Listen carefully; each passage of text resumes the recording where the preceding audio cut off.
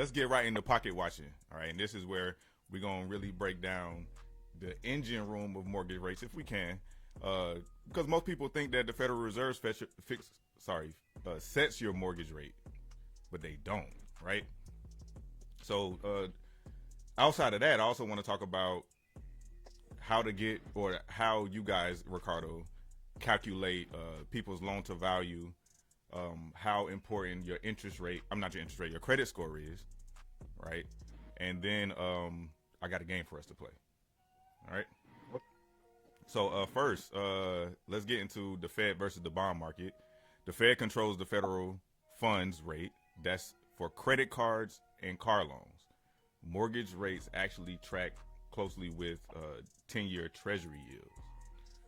So if the Fed announces that it's a rate cut, mortgage rates might actually go up that same day. Why? Because the bond market often prices in the cut months in advance. If the market thinks the economy is getting too hot, bond traders sell and then rates rise. So don't try to time the Fed meetings. By the time you hear the news, the market has already moved. Did I miss something there, Ricardo? No, you're right. You are right. You're 100% right.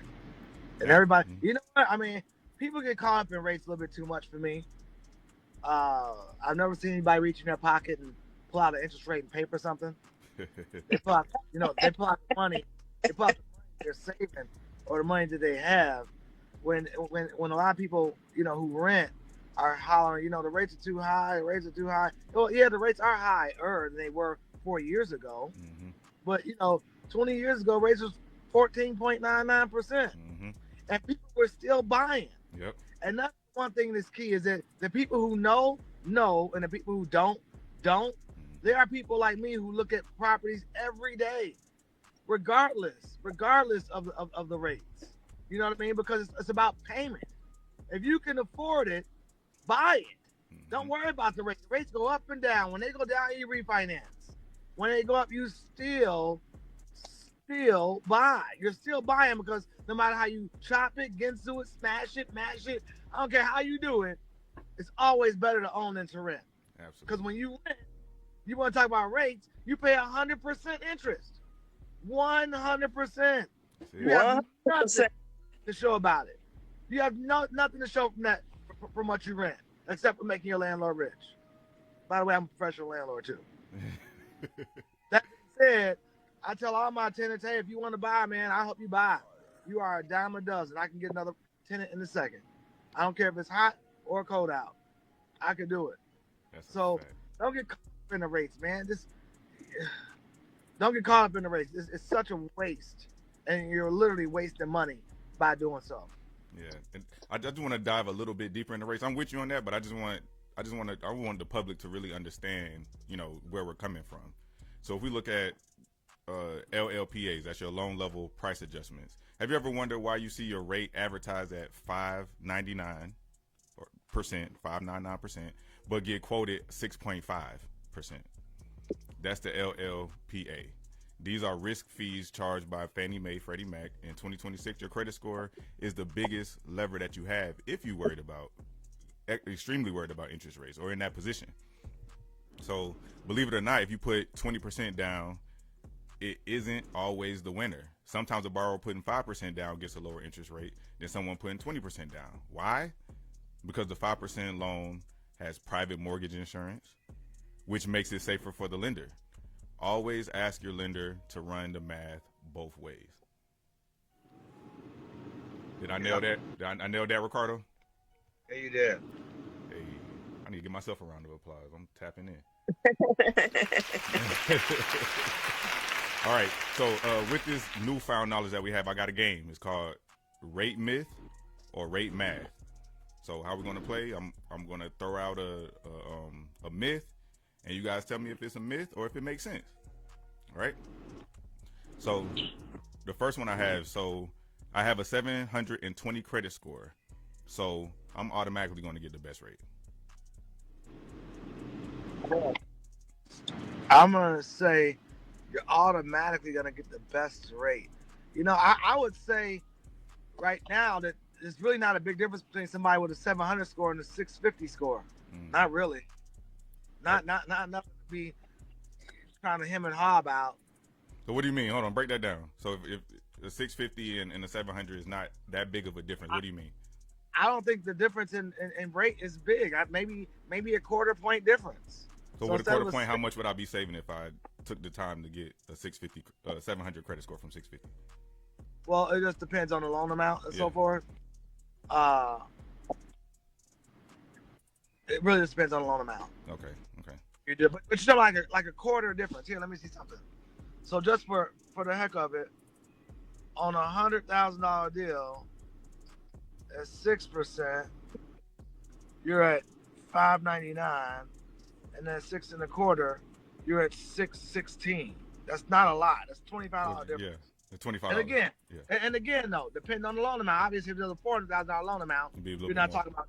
You're talking about much more, but it's not that big of a difference to where you don't buy, because it's still better to own than to rent. Absolutely. You still got something to show for yourself. Absolutely. You know, you still got something. You still have something to show for yourself. That's still, I call it, that's still your money. That's still you're paying the mortgage, but guess what? That's still your money, because you're investing in yourself, and you can go back and tap into that money, pull it out, go buy another property, pay off your bills, go on vacations, and your kids are college, whatever. That's still your money to deal with, as opposed to renting where you have nothing to show for it. Absolutely. Very well said. I got another one. So here's the myth or the math. I don't know. I should float my rate until the week before closing to catch a drop. I'd say no. No, myth. I'd say no, because at the end of the day, you never know what the rates are going to. You can float it if you want to, and if it's higher, then you're going to be mad you floated it. I just want to know what I got, and that's what I'm locking in at. Hey, this is where it is. Boom, I got it. I ain't got to worry about it going up. If it goes down a little bit, it probably won't go down that much, but it could go up. Yep. So I don't believe in floating rates personally. I don't. Absolutely. Okay. No, my verdict is risky math. Volatility is going to be your enemy. So. And the last one I have for us, waiting a year will save me money if rates drop 1%. You mean if you don't do anything now and then you wait? No. Well, I mean, it depends on how you look at it.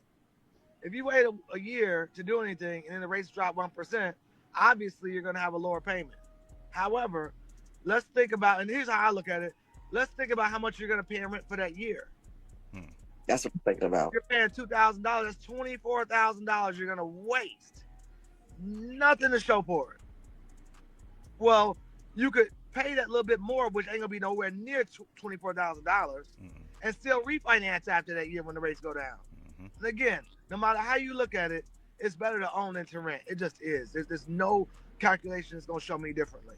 It just isn't. It isn't. You're better off putting your money in a pile, burning it up, putting all those ashes in a jar, and putting your hand on the ashes and cooling your face off in summertime with the ashes. You're better off with that than you are renting.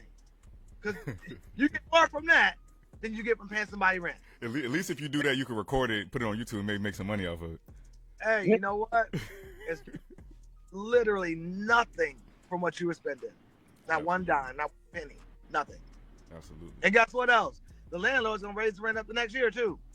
That's a fact. Because he keeping up with inflation. Yeah, and that's probably more than 1%. Yeah, if you think that lease amount gonna stay the same, I got something for you. I say get it now. I say get it while getting is good, and know that the rates go up and down. That's what they do. It's a cycle. When they go down, you refinance, and you keep moving. You keep on moving. Absolutely. Well, that's